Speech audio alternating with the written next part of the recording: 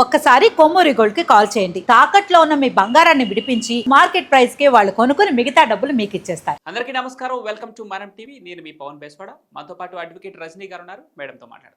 Madam నమస్కారం. నమస్తే అండి. ఇక్కడ కొడాలి నాని విషయంలో కూడా మీ వర్షన్ తీసుకోవాలి మేడం. మీ అనాలిసిస్ ఏంటి? అంటే కొడాలి నానికి అసలు ఏమైంది? అమెరికా తరలిస్తున్నారంట ఆరోగ్యరీత్యా ఏదో ఆపరేషన్ కోసం కొడాలి నాని అమెరికాకు వెళ్లాల్సిన అవసరం ఉందంట. ఇది నిజమేనా? నిజమైన ఆరోగ్యమేనా? జెన్యూన్ గా ఉందా? అసలు ఏంటి మీ వర్షన్ ఏంటి కొడాలి నాని విషయంలో?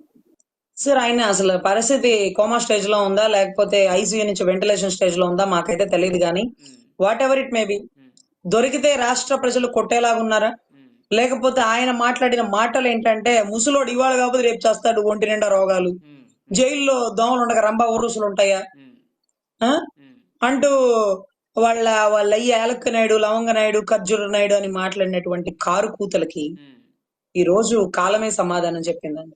ఈ రోజు 75 ఏళ్ల వయసు గల వ్యక్తి అనర్గళంగా తన సుదీర్ఘ రాజకీయ ప్రయాసలో విదేశాల నుంచి కంపెనీలు తెచ్చి దేవతల రాజధాని అమరావతిగా తీర్చిదిద్దుతుంటే వయసులో ఉన్నటువంటి పాపం కొడాలి నాని గారు, హైట్, పర్సనాలిటీ అన్ని ఉన్నటువంటి కొడాలి నాని గారు పాపం అనారోగ్య పాలై ఈ రోజు హాస్పిటల్ పాలయ్యారు.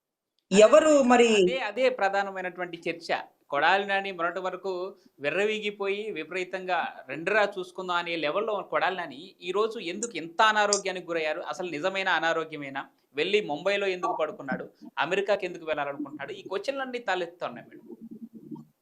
అయితే నాకు తెలుసండి, తెల్లవారుజామున 4ంటికి 3ంటికి 2ంటి నుంచే మా విజయవాడ నుంచి సన్నటి ఖరీదైనటువంటి ఇసుక, మైనింగ్ కంటే దారుణమైనటువంటి ఇసుక ఏదైతే ఉందో అది లారీలు గుడివాడకి వెళ్ళిపోతుంది అన్న విషయం అందరికీ తెలుసండి. ఎక్కడెక్కడికో తరలిస్తారు, అది ఆయన ఆధ్వర్యంలో జరుగుతుంది. అది కూడా మంచి సన్నిహితమైన ఫ్రెండ్ సర్కిల్ ద్వారా. సో సన్న బియ్యం శాఖ మంత్రి, సన్న బియ్యంలో స్కాములు ఉండొచ్చు, ఇసుక స్కాములు జరగచ్చు. ఇవన్నీ ఎక్కడ వెలికి తీసి అంటే 1 by 1 ఒకరి తర్వాత ఒకరు, నా వంతు కూడా ఒక రోజు వస్తుంది, ఆ వచ్చే రోజు మంచాన ఉంటే బెటర్ అని ముందస్తుగానే మంచం ఎక్కేసినారా? అసలు మాకు అర్థం కావట్లేదండి. అసలు యాక్టివ్ గా తిరిగి శపథాలు చేసే అతను సడన్ గా ఎలా పడిపోయారు? ఇది దీర్ఘకాలిక రోగమా, సడన్ గా వచ్చిందా, రికార్డెడ్ స్టేట్మెంట్ అంటే what ever it may be అండి. లిక్కర్ లో స్కామ్ ఎలా బయటకు వచ్చిందో అదే రకంగా సన్న బియ్యంలో స్కామ్లు కూడా వస్తుంది. ఎందుకంటే దేశాలు దాటి బయటికి వెళ్ళిపోయిందే బియ్యం బియ్యం బియ్యం అని కొట్టుకుని వస్తుంటే, ద్వారం పొడి బియ్యం దేశాలు దాటి మళ్ళిస్తుంటే అప్పట్లో సన్న బియ్యం శాఖ మంత్రిగా ఉన్నటువంటి ఇతని సంతకాలు లేకుండా, ఇతని పర్మిషన్ లేకుండా, ఇతనికి తెలియకుండా ఏమీ జరగదు కదా. మరి కర్త కర్మ క్రియ ఇతనైనప్పుడు ఇతన్ని ఎలా వదిలేస్తాం? ఇతని శాఖలో ఏమేం స్కాములు జరిగినాయి, ఏమేం స్కీములు స్టార్ట్ చేసినాడు ఆయన, అది ఎవరికి లాభదాయకంగా ఉంది? ఆ బియ్యం ఏదైతే ఉందో మధ్యాహ్న భోజన పథకం కింద అన్నం వండుతుంటే ఆ బియ్యం తింటే, అంటే అన్నం తింటే కడుపులో నొప్పి వస్తుందని పిల్లలు ఇంటి నుంచి అన్నం తెచ్చుకొని అక్కడ ఉన్న కూర వేసుకొని తినేవాళ్ళండి. ఇది చాలా స్కూళ్ళలో జరిగింది. అన్నం ప్లేట్ వేయిపోతుంటే వద్దొద్దు మేము బాక్స్ తెచ్చుకున్నాం మేడం అని చెప్పి వాళ్ళ బాక్స్ ఓపెన్ చేసి అక్కడ ఉండేటటువంటి సాంబారు, కోడిగుడ్డో, తోటకూర ఆ రోజు ఏదైతే ఫుడ్ లిస్ట్ లో ఉందో ఆ కూరలు వేసుకొని తింటున్నారు కానీ రైస్ ఉండట్లా. ఆ రైస్, వండిన రైస్ ఎవ్వరు తినక సాయంత్రం పూట కుక్కలకి పెడుతుంటే ఇంత పెద్ద పెద్ద డేక్షాలు తెస్తున్నారు. ఏ కళ్యాణ మండపాల నుంచి అంటే కాదండి, మధ్యాహ్నం అన్న భోజనం ఇక్కడ గవర్నమెంట్ స్కూల్ దగ్గరలో ఉంది, పిల్లలు ఎవరు తినలేదంట. అంటే పిల్లలు స్కూల్ కి రాలేదా? రాకపోతే చూసి వండాలి కదా, ఎందుకు అంత బియ్యం వేస్ట్ చేస్తున్నారంటే లేదు వచ్చారు పిల్లలు ఎవరు రైస్ తినట్లేదండి, అందరూ బాక్సులు తెచ్చుకుంటున్నారట అని. దానికి కారణాలు ఏంటండి? ఇవి నేను 2022, 23 టైంలో నేను బాగా దగ్గరుండి చూసిన విషయాలు. ఎందుకని సన్న బియ్యం శాఖలో ఏం జరుగుతుంది? సన్న బియ్యం అనే పదమే తెచ్చినాడే, అది ఎందుకు దాన్ని ఎస్టాబ్లిష్ చేయలేకపోయారు? సో దాంట్లో ఎంత క్వాలిటీ తగ్గింది? ఆ సన్న బియ్యం, బండ బియ్యాన్ని దేశాలు దాటించి మళ్ళడానికి ఎంతెంత బియ్యం కొంటున్నాడు, ఎంతెంత బియ్యం గవర్నమెంట్ అకౌంట్ లిస్ట్ లో వేశాడు. చాలా దారుణం అండి. ఇవన్నీ వెలుగులోకి ఎక్కడొస్తాయని ముందుగానే లిస్ట్ నెంబర్ పెట్టుకొని bed ఎక్కేసినాడా అనిపించేసింది.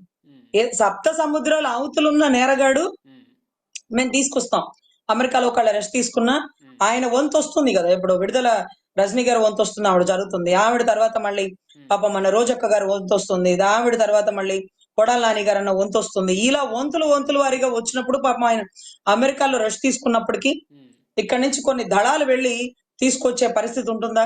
What ever it may be, ఆయన వంతు అయితే వస్తుందండి. ఆయన ఏదైతే సన్న బియ్యం శాఖే కాదు, విజయవాడ నుంచి ఎంతో ఇసుక స్కాముల్లో కూడా జరిగినాయండి. రియల్ ఎస్టేట్ లో కూడా ఆయన పాత్ర ఉంది.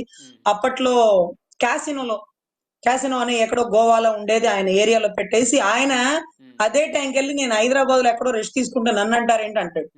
ఇప్పుడు కూడా ఇక్కడ కేసులు నమోదైనప్పుడు ఆయన ఎక్కడో అమెరికాలో రెస్ట్ తీసుకుంటారు.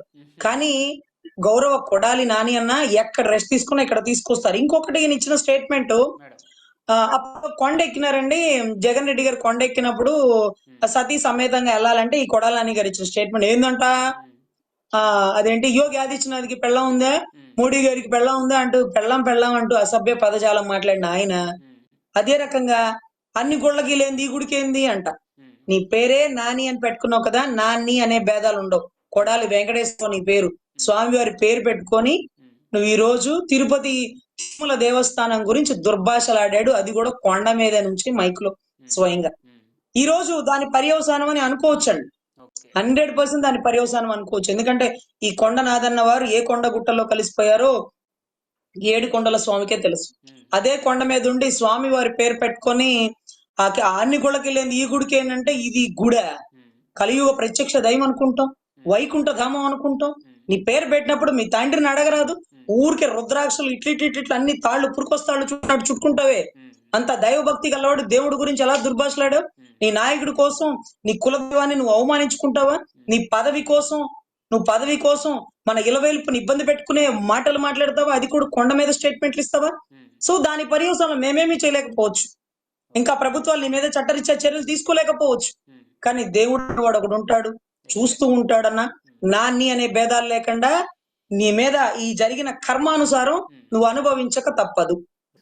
వాళ్ళు చేసిన అంటే వైసీపీ చేసిన అరాచకాలను ఎండగట్టే ప్రయత్నం చేశారు ఎస్పీ. ఆ నేపథ్యంలోనే సుబ్బారాయుడికి మీరు ఎక్కడున్నా తెలంగాణ క్యాడర్కి చెందిన అధికారిగా అనుకుంటున్నారేమో, ఏ ప్రపంచంలో ఏ నలుమూలలో ఉన్నా వచ్చే అధికారం మాదే, మీ అంతు చూస్తామంటూ బెదిరింపులకు పాల్పడ్డారు జగన్మోహన్ రెడ్డి. ఈరోజు ఇదే మద్యం కుంభకోణం కేసులో తిరుపతి రాయుడు జగన్మోహన్ రెడ్డిని అరెస్ట్ చేయబోతున్నాడా అంటే ఏం చెప్తారు? ఏం జరగబోతోంది ఫ్యూచర్లో? ఇంకా చింత చచ్చిన పులుపు చావలేదన్న విషయాన్ని మరొకసారి ధృవీకరించాలి. ఈ రోజు 151 సీట్లు కాస్త 11కు వచ్చినా సరే ఇంకా గౌరవ జగన్ రెడ్డి గారు ఎందుకు ప్రజలు మనల్ని తిరస్కరించారు, మనం ఏం చేయలేదు, ఏం చేస్తామని మాట ఇచ్చి ఏం మాట తప్పినాం, అమరావతి రైతులు గాని ఇసుక కార్మికులు గాని అసలు what ever it may be ప్రజలలో వ్యతిరేకత అనేది వచ్చిందండి. సో ఆ వ్యతిరేకతకి కారణాలు వెతుక్కోకుండా గత ప్రభుత్వంలో అంటే ఆయన హయాంలో తప్పుని ప్రశ్నించినటువంటి ఆఫీసర్లని బదలాయింపులు. తప్పు అంటే ఎవరు చేసినా తప్పే, ఎవరు ముఖ్యమంత్రి గారు వర్గం చేసినా తప్పే, ప్రతిపక్ష నాయకులు వర్గం చేసినా తప్పే. సో తప్పుని తప్పు అని ప్రశ్నించే సుబ్బరాయుడు గారు ఎన్నోసార్లు ట్రాన్స్ఫర్ కి గురయ్యారు, ఎన్నోసార్లు అవమానానికి గురయ్యారు. ఆయన ఇంకా కూడా బెదిరించినారు అనుకుంటున్నావేమో నువ్వు తెలంగాణ క్యాడర్ అని, సప్త సముద్రాలు దాటైనా సరే తీసుకొస్తాను, ఇంకోటి ఇవన్నీ మనకి అనవసరపు మాటలు అన్నమాట. అసందర్భ ప్రలాపన అంటారు చూడండి, అటువంటి పదాలు.